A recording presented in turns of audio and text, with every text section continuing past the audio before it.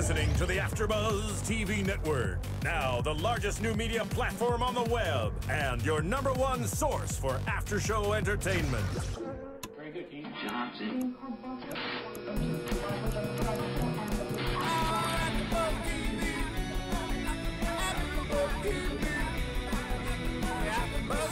The AFTERBUZZ Studios in Los Angeles, California, presented by Maria Menounos and Bing.com, and streaming live thanks to Akamai Technologies. This is AFTERBUZZ TV's Dexter After Show. We'll break down tonight's episode and get you all the latest news and gossip. If you'd like to buzz in on tonight's show, you can buzz us at 424-256-1729. That's 424-256-1729. And now, another post-game wrap-up show for your favorite TV show. It's AFTERBUZZ TV's Dexter After Show. Woo! All right. Hey, everybody. Bing is for doing, and here we are doing another episode for AFTERBUZZ TV of your favorite show, Dexter, and it's Season 7, Episode 8, Argentina. Yes, that's with a Spanish accent. I'm trying. I am your host. Sworn Korean is what I. Oh my goodness, I'm just awful. Yes. Okay. And aside from being awful, I am Sean Overman, your host, and I am joined by my awesome co-hosts. Hi, I'm JJ Jurgens. Hey, I'm Stephen Lemieux. And I'm Anna Koppel. And we have a very rich episode to talk about tonight. I enjoyed it. Okay, let's get the whole Argentina metaphor out of the way, which I enjoyed actually. Yes. So it's pretty much a place where you can go and be safe and like Be yourself. Be yourself. Not have to pretend. Yeah, you don't have to pretend. You can get away from stuff, but you know, at the same time, you're running away from home. So it kind of sucks in a way, you know. Or is Argentina going to be your new home? I think it's new home, because I think in a lot of the cases their home isn't, you know, what home used to mean for them. So I don't think Argentina. I don't think it's so much has to be a place though. Like the way they were doing the metaphor is that Isaac had Viktor as his Argentina, and Hannah is now Dexter's Argentina. Yeah, so it's like a state of mind. It's like where you go to be yourself, to feel that. It's your safe place. Yeah. Well, I like it. Anyway, so we have a lot of stuff to talk about tonight. Pretty much the whole theme is love, as Stephen talked about earlier, and that's pretty awesome. Everything, we've had so many storylines and plots going on, but they've been slowly drawn together and connected this whole season. And overall, it's love, which is, I must say, that's pretty amazing. We're going to talk about Deb and Dex and their relationship, Dex and Hannah, as well as Dex and Isaac, and the side plots as usual with Quinn, Batista, LaGuerta, and of course, Astor got introduced again, and oh my gosh, she has aged so much. She's a teenager now, like full on, right? Right. She's bangs. She has bangs. And pot. Yeah, and pot, and she's growing into her nose. She's a cool teenager now. She resembles Jennifer Lawrence to me, like the girl from Hunger Games. And like in the face, that's what she looked like to me. A little bit. I'll agree with you on that. Cody didn't look the same at all. He looked completely different. His hair is so dark now. Yeah. And does he have braces now? I think he does. Yeah. It looked like he had braces. I think it looked like he And did. Harrison was just so cute. Harrison's He's just so like, cute. I don't think so. You don't think he's cute? I think Harrison seems special. whoa. I do. I don't know. Have we ever heard him utter a sound? Yeah, you said stuff like he daddy. almost said something about, but remember he almost said a kill word, like, and Dex was worried about him because he said, he almost. he said it, but I can't remember what he said. Table, knife, daddy's knives. Yeah, exactly. Something like that. Yeah. I don't know. No, it was Daddy. Wasn't it Daddy's box? Because he wanted the Oh, yes, slides. that's what it was. He pointed to the thing and said, and then Daddy's Dexter box. bought his own Daddy box. Yeah, that's right. I remember that. That was cute. That I was don't cool. think he's cute. I think I didn't say he was cute or not. Okay, that's all you know. I said he was cute. But you know, I was gonna say he does look a lot more like Harry actually than he does Dexter. That's what I feel. Harry, you Sly dog, even from the grave. even from the grave. Rita was a good looker, though. Yeah. So let's go ahead and start talking about Deb and Dex. Okay. So Deb obviously did a lot of research beforehand when Dexter got there in the morning. He's overwhelmed by this, and she shows that Hannah fits the code. Right. And he's clearly distressed by it. There's some scene, parts of the scene where he's sitting down and he's like, he's giving this big inhale, exhale because he knows what's going on in his mind. We all know what's going on, but Deb doesn't.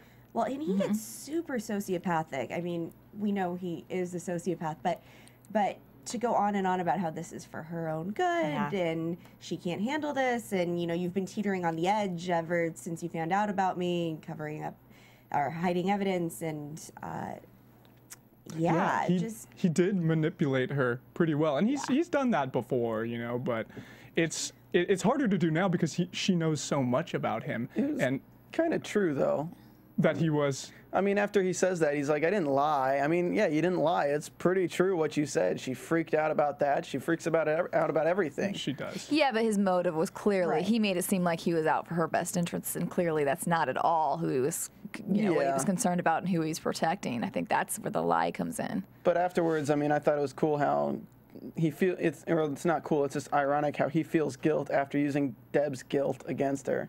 So it's kind of like, yeah, well, you should kind of feel guilty because you're having sex with the girl, with this girl who the killed, criminal, pretty much. Yeah, killed her potential suitor, I guess. Did she like Sal Price that much, though? She's clingy. She is clingy. She and Quinn should really just get back together. It would solve a lot of problems.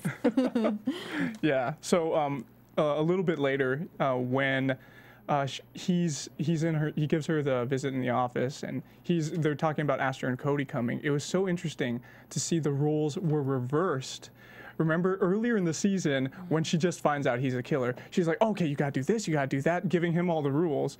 And now the kids are coming to visit, and he's like, oh, okay, we gotta do this, we gotta do that. And she's like totally inexperienced in it, which is so interesting because it's now like he's the parent giving her instructions on what to do, and she's just taking it all in. Well, he's the parent. Yeah, and it's Deb. I mean, she's been single, she has no kids. She's like, I can relate to having beer and salsa in your fridge, because lots of times that's about all I have in my fridge.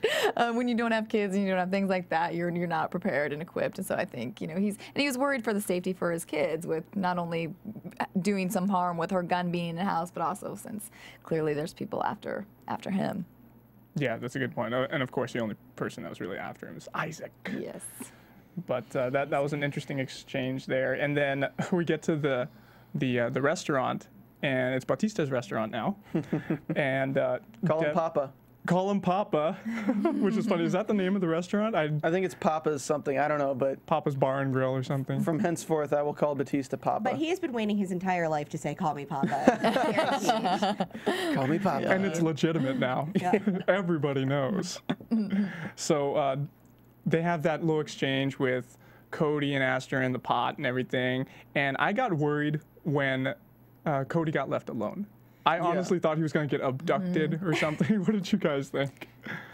I mean, I thought it was fine because they did that sort of foreshadowing or dropping, like, oh, it's built-in security, and there were cops at every table. So I was never concerned about that. I was a little bit confused or concerned. I felt like Astor was abusive to Cody, and she was so mean to him. They were both so mean to each other. What is the age difference between them? Is it like 2 years, 3? Something like that. I didn't like that scene too much just because they threw the pot in there, but honestly, a teenage girl who has pot is not going to have it just like right out in the open for her little brother to grab it out of her in front of everyone.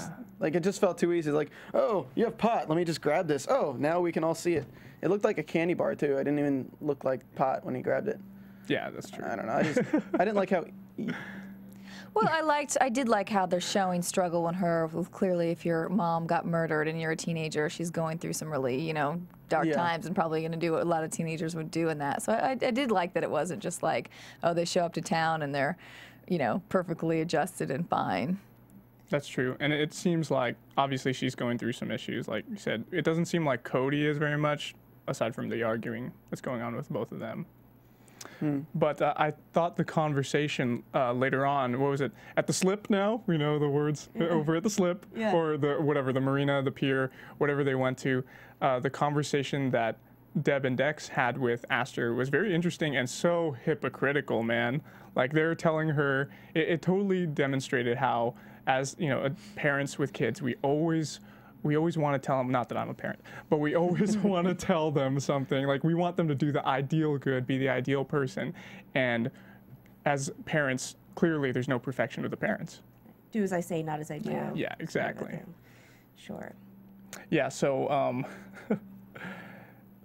empty, okay, I really like the scene, okay, a little bit later, okay, with Dex emptying his pockets onto the table. You guys remember that? I do that every time I enter my apartment, and then Deb sees that that's not his keychain. It's got flowers on it. Who does it belong to? Right. And it belongs to Hannah McKay. Right.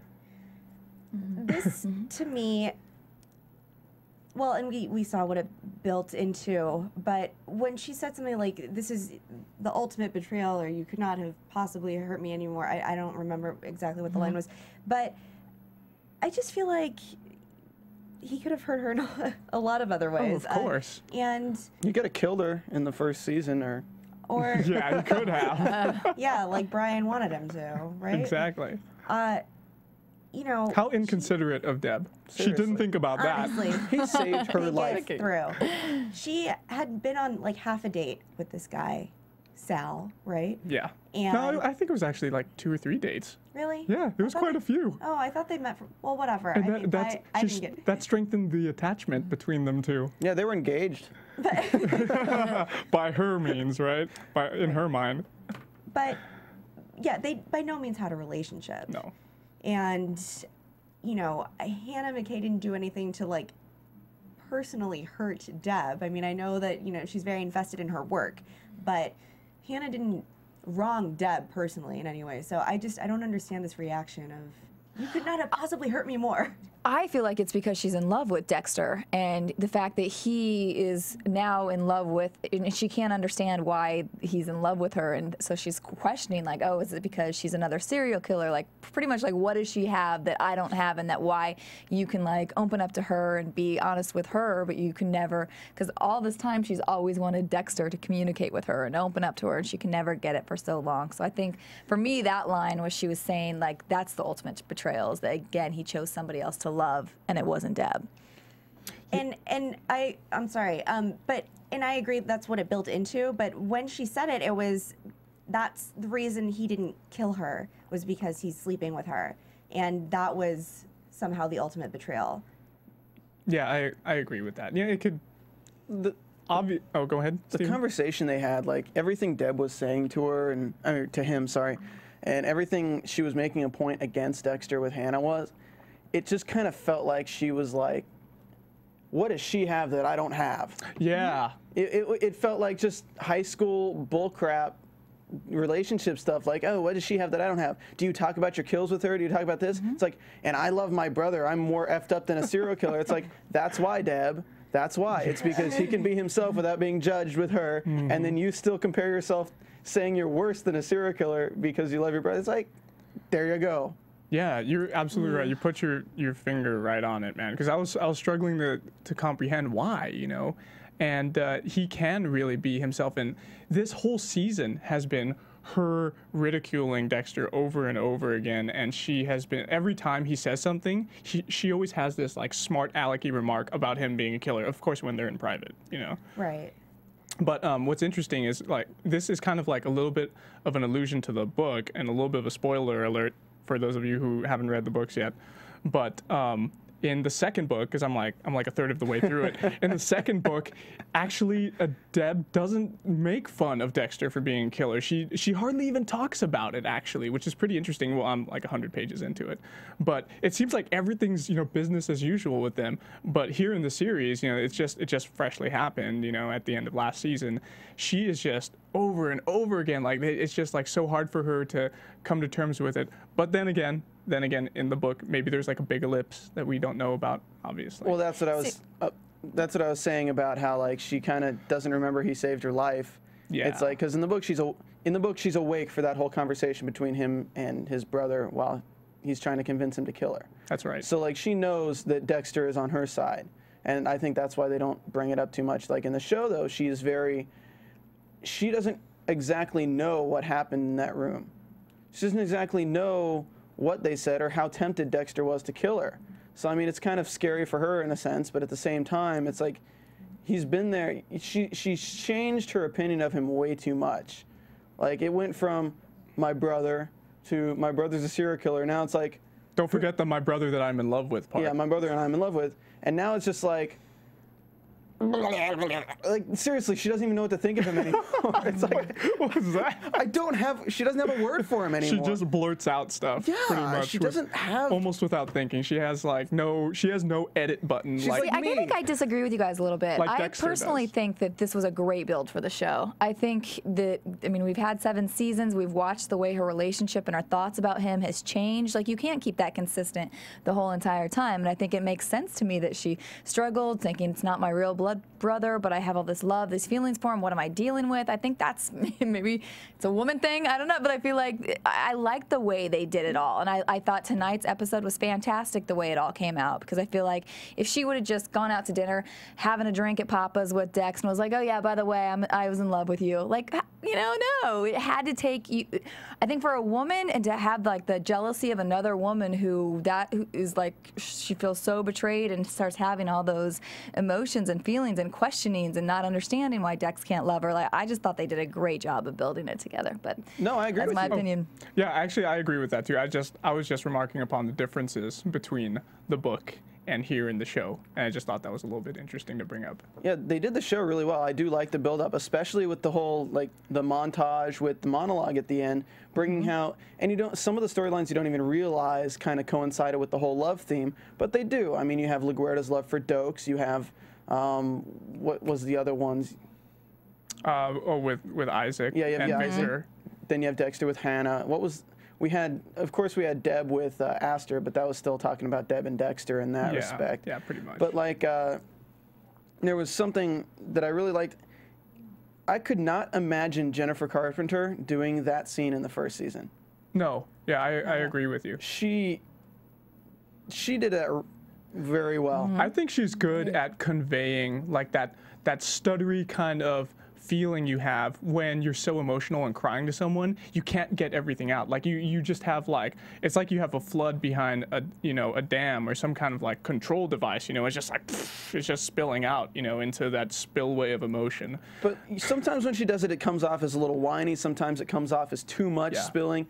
I genuinely enjoyed the performance that I saw there. That's the first for me, because usually it's like, you're too whiny, Deb. No, that was actually a very good example of how good of an actress she is.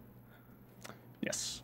Were they going through the divorce at the time that they were shooting this? Do we know the timeline on this? I don't think Pretty sure so. not. No, I think, yeah. Because the divorce happened. It happened like more than a year ago, right? Yeah. Yeah. So they usually only film these like several months in advance, not more than that. I actually thought of that when Dexter's like, "You love me." I was thinking of like that's something like a husband says in divorce court, like, "You love me." I was like, oh man. I actually thought about their marriage during that scene too, just thinking how interesting for an actor that it must have been to shoot that scene with your ex-husband and having so I'm sure she had a lot to draw from. Yeah. Speaking of drawing stuff, you can go ahead and draw up that email or web address for the iTunes account for AfterBuzz TV, and go ahead and download our podcast. Don't forget to do that. Give us 5 stars, rate and comment us, and tell a friend, because it only takes a minute. It's super fast. We have a lot of people that have been commenting on our iTunes account as well as our YouTube channel. Have you guys been noticing that? Yeah. We have been. And I actually have one that I saw from, let's see, who was it? It was last week actually. We had someone who put a really interesting comment, Aeon Long, and he said, Dexter was trying to provoke Serco, right? And I think this was from an earlier episode, but he said something so interesting. Let's see. He believes that Viktor was Serco's lover, he said, and Serco has made side comments like saying, "Hello, handsome," to Dexter, and that should have been a big cue to us, and I didn't pick it up. So that was pretty interesting, and the whole time, ever since I read this comment, I've been thinking, okay, it's more guaranteed now that Viktor was Isaac Serco's lover, and of course, tonight, we confirmed it. Right. So that was really cool. Any other comments that anybody has has noticed. And go ahead. There's a ton of comments. There's so many. I'm reading them, but I don't, yeah. And someone got mad at us for calling Yvonne Strayovsky. We called her Yvonne Strayovsky as opposed to Yvonne Strahovski. Yeah. And someone else, Gil Laduino, said Deb is awesome. So we got a lot of Deb fans out there. We should. I just, in sort of commenting on one of our comments, a good rule of thumb, guys, just if you don't know whether or not somebody's pregnant, you shouldn't guess ever.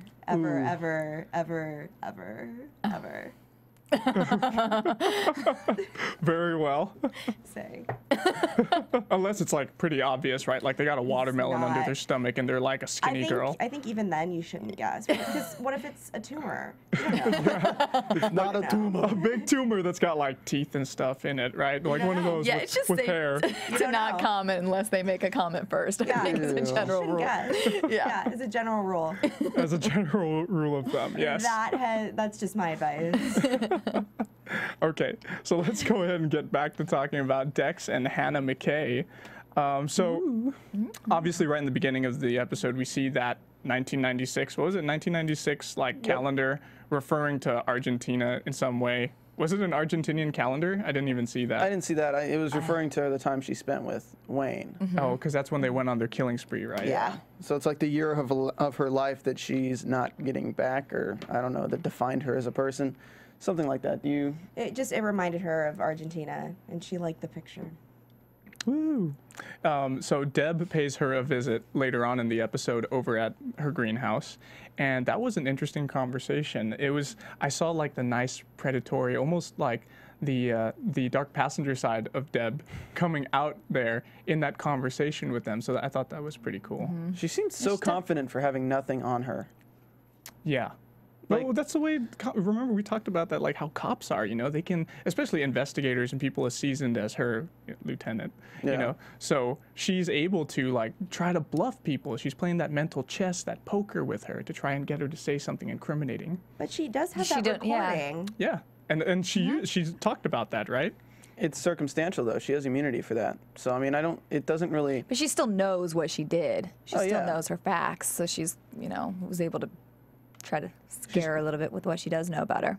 Well, if she can pull a David Price, or was his name David? Sal Price. Sal Price, sorry. Your names are coming in. So if she can pull a Sal Price and get her to admit to something else, I guess that makes sense.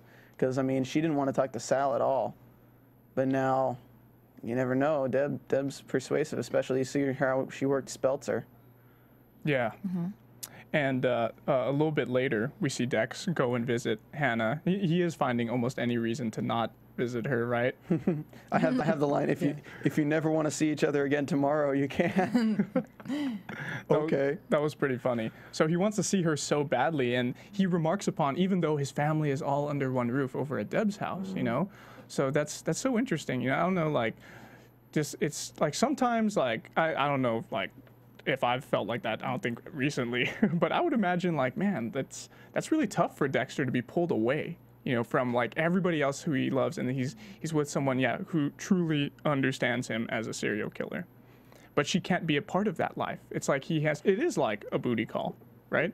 Yeah, it's exactly like a booty call, but it's kind of deeper to a point. But I don't know, it's funny because Dexter, who, when we start out in this whole series, this whole character of Dexter, he is not the guy who gives into his primal desires aside from the killing. It's mostly like, sex is just a thing.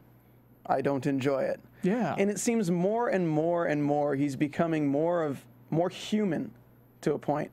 And this whole Hannah McKay, the whole sexual experience of Hannah McKay kind of seems like it's his human side taking control. Because honestly, like, we have the holidays coming up. If you go home for a week for the holidays, after 3 days, you're probably sick of your family. You're going to go, and if your girlfriend's in town, you're definitely going to ditch your family to go see your girlfriend. It just kind of seans that way. Like, okay, he had his time with his family. He wants to go see Hannah now.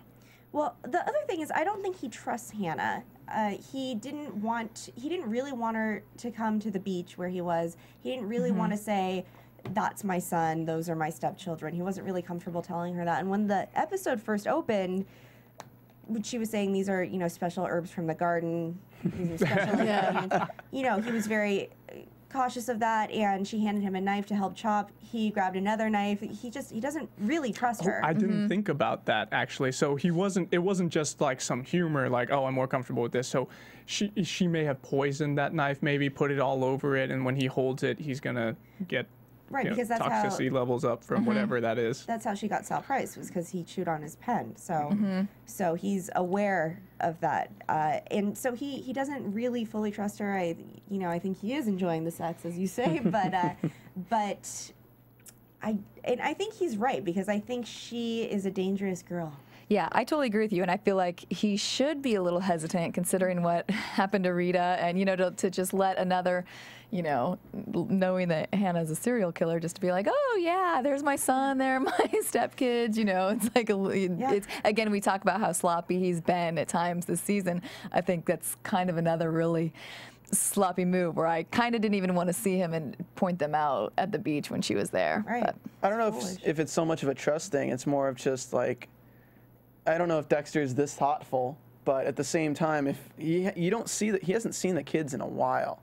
Like, he hasn't seen Astor and Cody, and pretty much the last time you see him, to our knowledge, is when Rita died, and like right after Rita died. So long ago. Yeah, but like, that's just kind of to tell the woman about the kids and everything. What's the first thing she says? I'd really like to meet them sometime. It's like, well, she shows up at the beach, they're there. He doesn't want to introduce them because they see him for the first time. Oh, here's the girl I'm dating.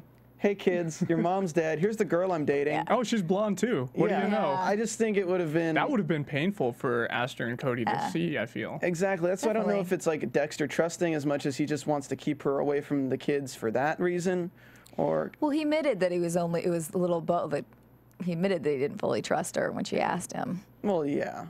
But I don't know if he doesn't trust her that much, because he obviously has more feelings than we'd care for him to have for her. I felt it was really interesting that that she gave him such a compliment and said, Dexter, you can be whoever you want to be, and you have this normal life. Look at you. You're a father. I don't think that was a compliment. I think that was envy, and it scared me a little bit when she said that.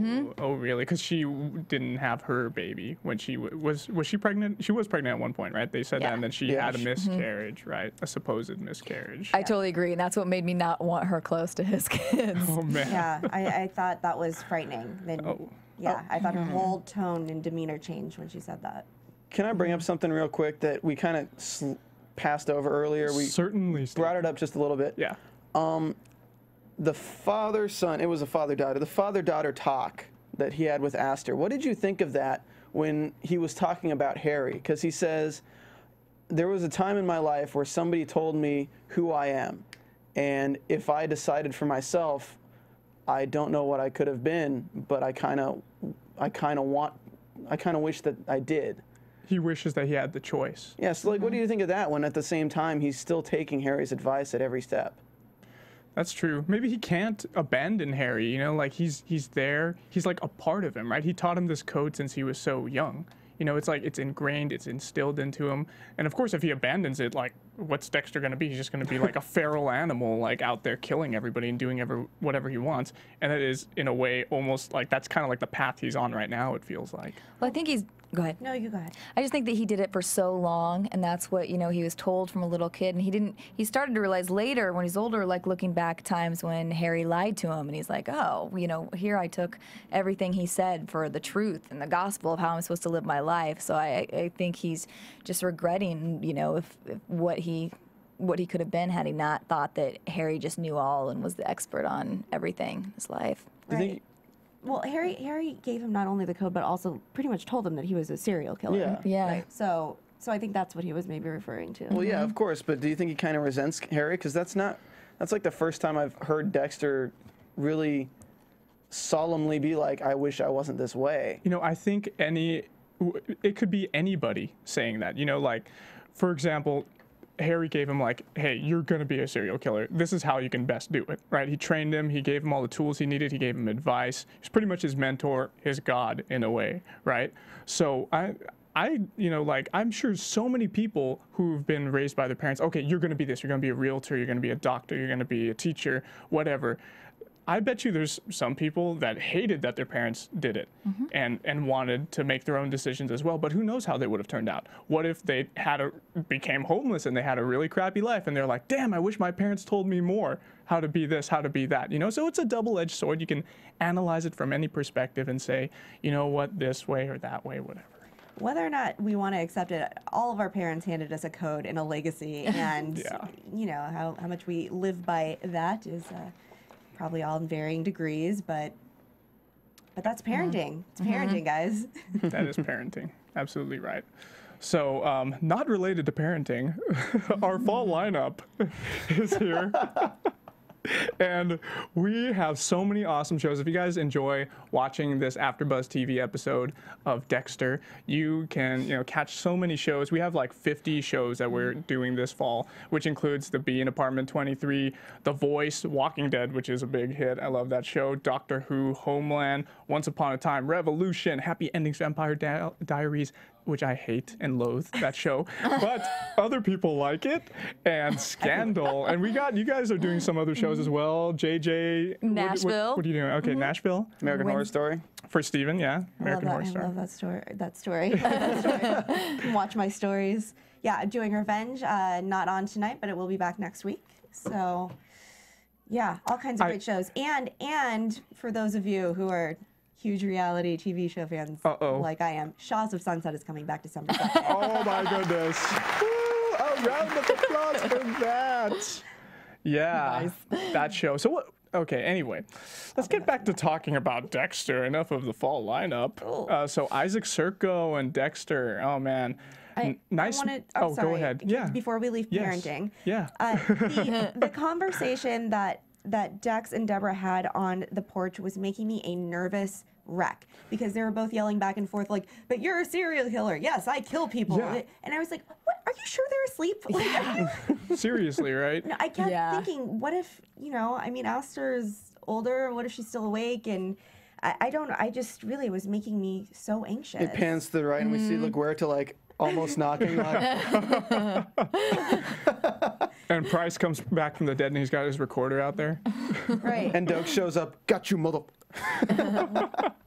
Right. No, but okay. So, yeah, I was thinking that in that scene, watching it, I was like, oh my goodness, they are so loud. Can't they say a euphemism for killer? They said it so many times too. And kids, like as a kid, how many times did you hear like the adults talking in the other room, or conversations that maybe you weren't supposed to be hearing and you heard? I didn't. I did a lot. We had very padded walls in my house. Yeah. I lived on a lake. You can hear everything on lakes. Oh, really? Yeah.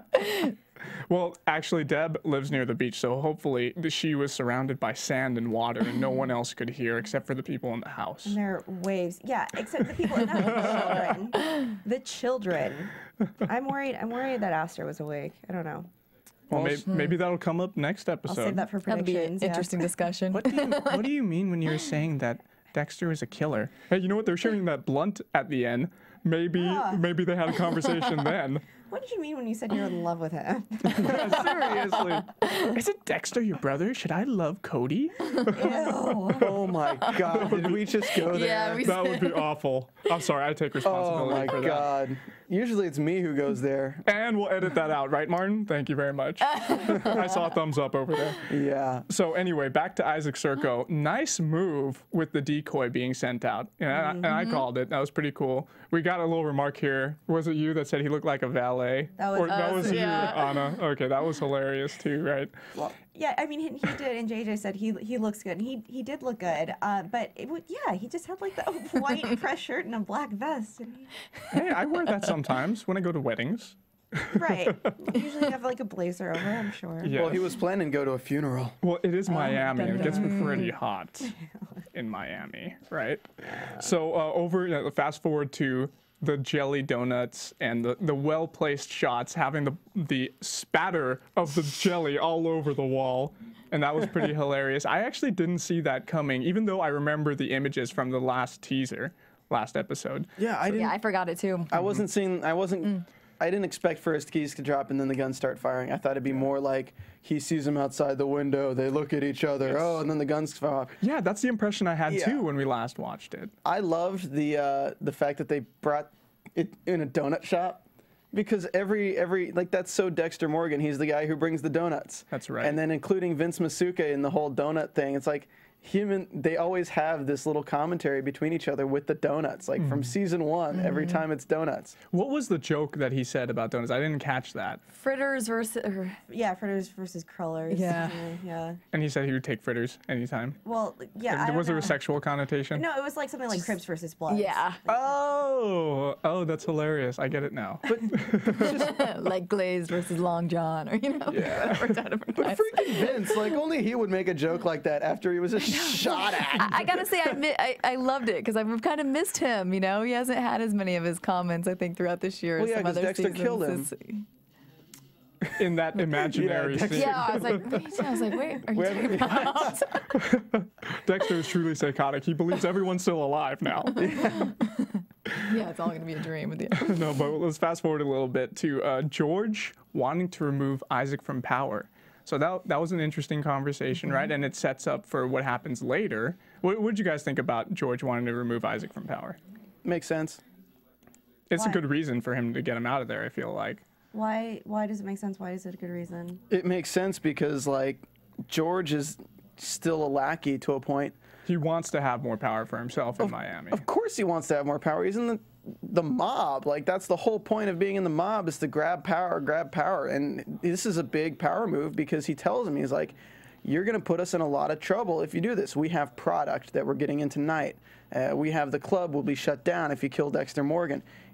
He has a valid reason to want to get Isaac out of there. And if he didn't have a valid reason, then the brotherhood, the Koshka brotherhood, would not have given him the support to hire an assassin. He showed weakness. That's what Isaac's been doing this whole season. He's showed a lot of weakness to George, and George finally paid attention. You know, he's like keeping a little tally sheet. He's like, okay, how many times has he been going after Dexter after he's been out of jail?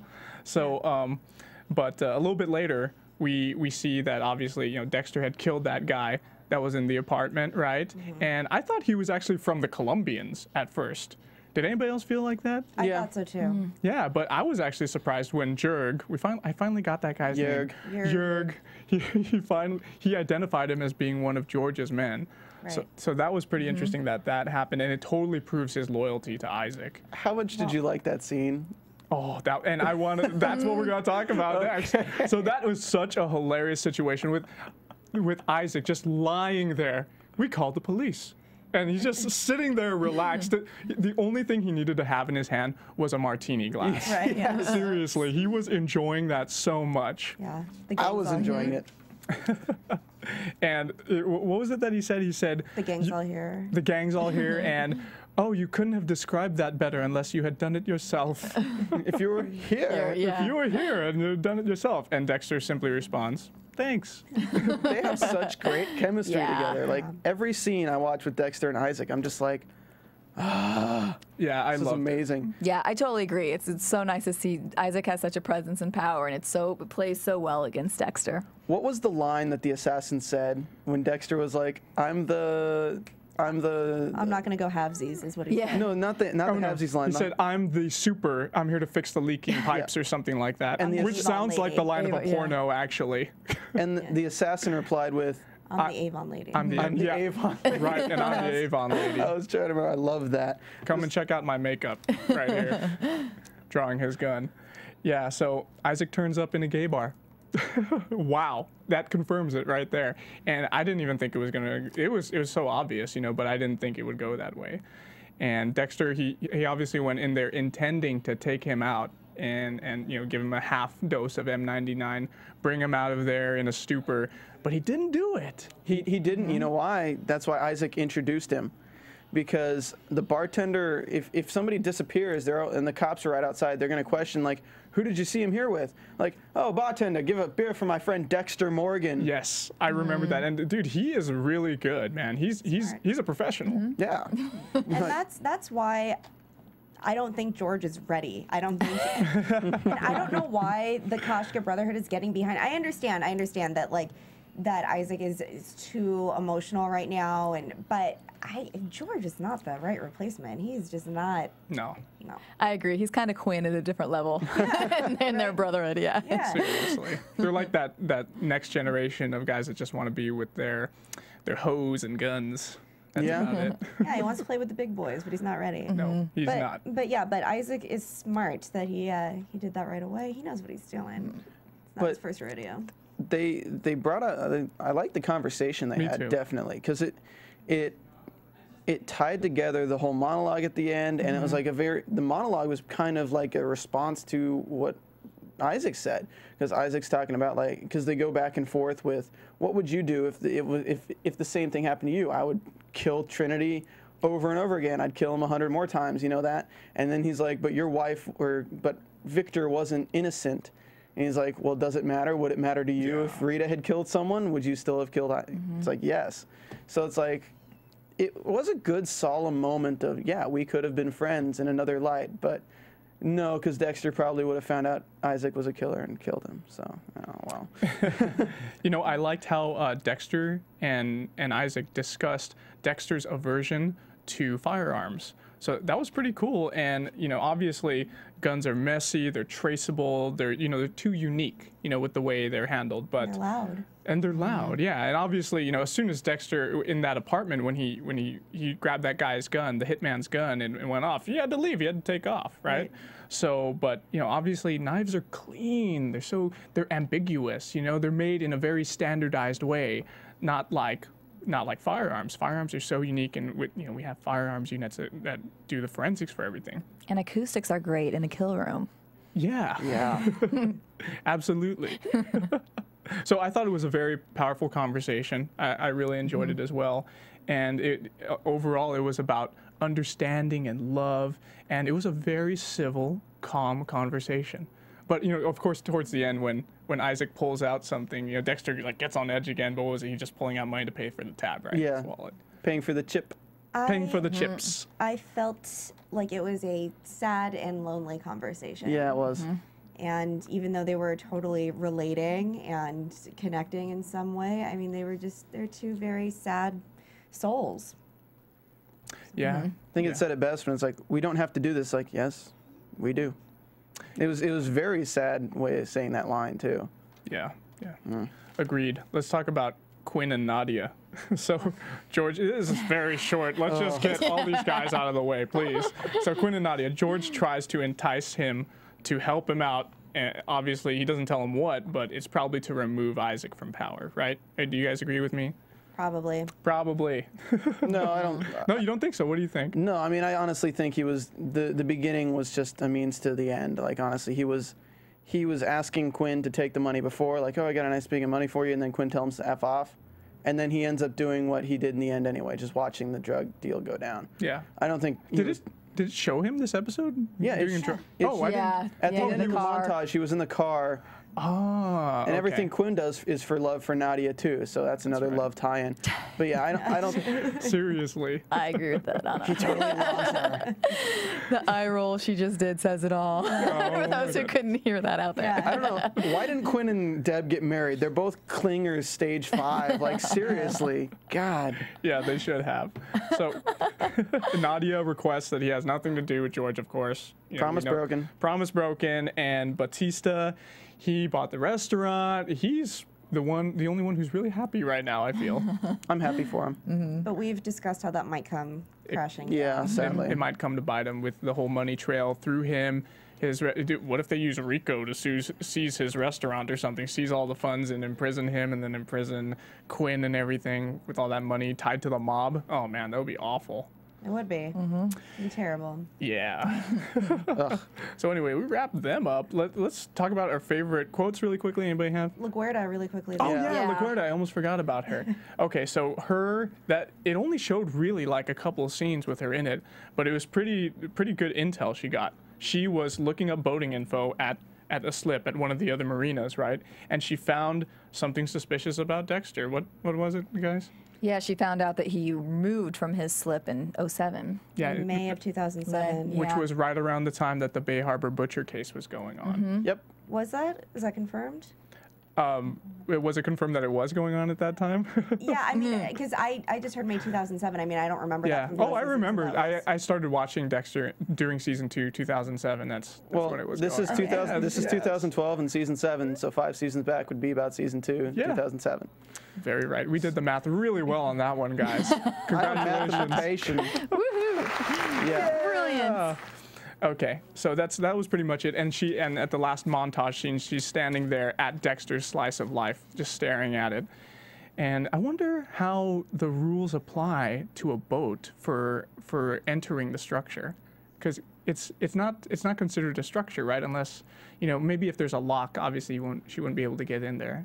Oh, we can look that up some Oh, you other mean time. for being going on the boat? like a police officer and like going on a boat. Can you go on a boat? Well, Lewis got on the boat pretty easily. But so. he wasn't being a cop though. I would think you would still have to get on somebody's boat, like a warrant. Yeah, search warrant. Yeah. That's interesting. Anyway, favorite quotes. Maybe I can show you what a booty call is. I have one from Dex about the pot. I know how certain vices can be used to relieve stress. With Dex in the background. Yeah. I mean Deb, sorry. Deb in the background. Yeah, that was nice.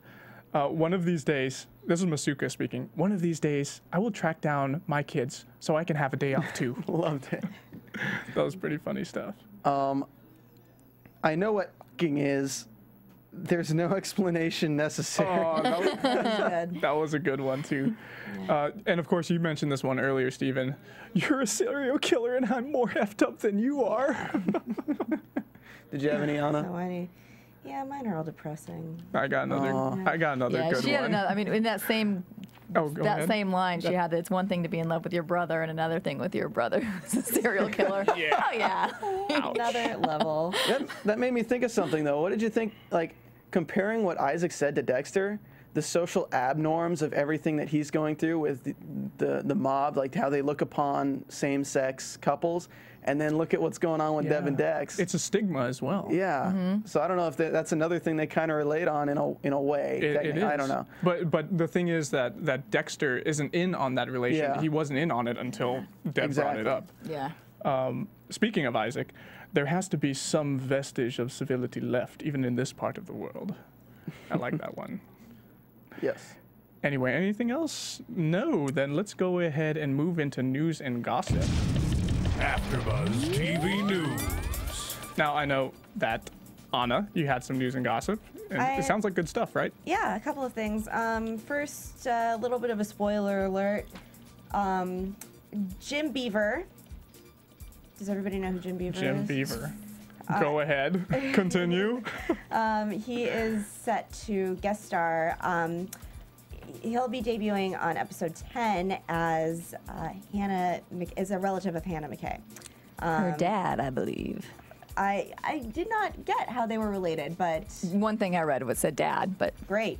So it looks like they might be getting serious. And then this is exciting. Marvel has announced a Dexter comic book series. Yes. woohoo! So the same guy who wrote your Darkly Dreaming Dexter. Yeah. Jeff Lindsay. Jeff Lindsay. Jeff Lindsay. Will also be right. Lindsay. I just hope if Marvel does a movie, we get Tobey Maguire as Dexter. Oh, yes, that would be absolutely Please. perfect. Yeah. Yeah. Wrong. So it's just going to be a 5-issue miniseries, but the first will debut in February of 2013. Oh, Sweet. That's Very great. cool. So in a few months, I was looking at the tweets out there in the Twittersphere, and Amy Garcia, who plays the nanny, Jamie. Okay, I forgot her name for a moment. She tweeted just a few hours before the show started, "Once again, I will miss tonight's Dexter episode because I'm on a plane. Sad face." Yeah, she's been in Toronto for like a week or so. No, she's been doing RoboCop. Oh, she's been doing RoboCop. She's been doing a RoboCop. Wow. Right Good for on. her. I saw some of her pictures on her Twitter, and she's working on that show Vegas, or she was working on it, which is pretty interesting. Her character's name was Yvonne. on that show. And I saw a picture of her with, I don't know if you guys watched that show, Vegas, but It's really good. it's okay. I watched the pilot. Was she in the mob or was she a good guy? I think Good she's guy? just like a side character, just like a civilian pretty much. She's not Yeah. one, it doesn't seem like she's one of the cops on the show or the sheriffs, and she doesn't seem like she's one of the bad guys. But I watched the pilot and I really like it. That's a really good idea for a show. And Dennis Quaid, he's solid, man. He's amazing. Yeah, he's great. Yeah, so I think that's all I have for news and gossip. Anybody else? No, nothing. Well, let's go ahead and move into predictions, please, Martin. And now, your AfterBuzz TV predictions. Yes, so I have a very simple prediction. I feel that Hannah is gonna die at the hands of the Ukrainians. You know, we saw in the teaser she's getting abducted by them, but I feel like Dexter's gonna try and save her, and she will be killed in the process, but he'll still be able to kill somebody like Isaac, I feel. I think LaGuerta is just going to get super close to Dex being the Bay Harbor butcher. I was telling you guys I saw a photo, I don't know if it was leaked or what this was on, there's a website called Dexter Daily, and they post a bunch of things. And anyway, they had a picture of LaGuerta with Matthews. LaGuerta. Sorry, what do I keep saying? LaGuardia. Sorry, You know, the airport in New York. Yeah. Ooh, it's late. It's only like, what, 7? Sorry, guys. Anyway, they were looked like they were out in the Everglades, so maybe where Dokes exploded. So I'm anxious to see what happens with that. I think she's going to get pretty close. Where he spontaneously combusted. Yeah. Because that's what evil killers do. Yeah, right. I believe that LaGuerta is going to be the main driving force for next season. I think they're going to kind of keep it. I think it's going to be her kind of doing her investigation this season, and the next season it's going to kick up the pace with the grand finale being LaGuerta and Dexter. Hannah McKay called it. Yeah, abducted by the Ukrainians. That's how we roll. Totally think that Dexter's going to ask Debra for help getting her back, and either Hannah's going to end up killing Isaac or Isaac's going to end up killing Deb. Oh, very good. You think Deb's going to die? I think Deb's going to die this season. Let's say it ain't so. I Anna. think LaGuerta is going to suspect Deb and not Dexter, and I think that Astor or Cody overheard their conversation on the porch. Ooh, very cool. Well, that's about it for our predictions. So anyway, thank you guys so much at home for watching us, listening to us on the podcast, but don't forget to tune in next week. I'm Sean Overman, and you can follow me at Sean_Overman on Twitter. And I'm JJ Jurgens at JJ Jurgens or jjjurgens.com. I'm Stephen Lemieux at Stephen Lemieux. And I'm Anna Koppel. You can follow me at Koppel for Mayor, KOPPELFORMAYOR. And don't forget to hit us up at AfterBuzzTV.com on our Twitter, Facebook.com/AfterBuzzTV, or of course you guys can call in next week, 424-256-1729. And until next time, guys, we will see you next week. From Bing.com, executive producers Maria Menounos, Kevin Undergaro, Phil Svitek, and the entire AfterBuzz TV staff, we would like to thank you for listening to the AfterBuzz TV network. To watch or listen to other after shows and post comments or questions, be sure to visit AfterBuzzTV.com. I'm Sir Richard Wentworth, and this has been a presentation of AfterBuzz You don't have to hide your TV. stain on your face, guys. Buzz you later. The views expressed herein are those of the hosts only and do not necessarily reflect the views of AfterBuzz TV or its owners or principals.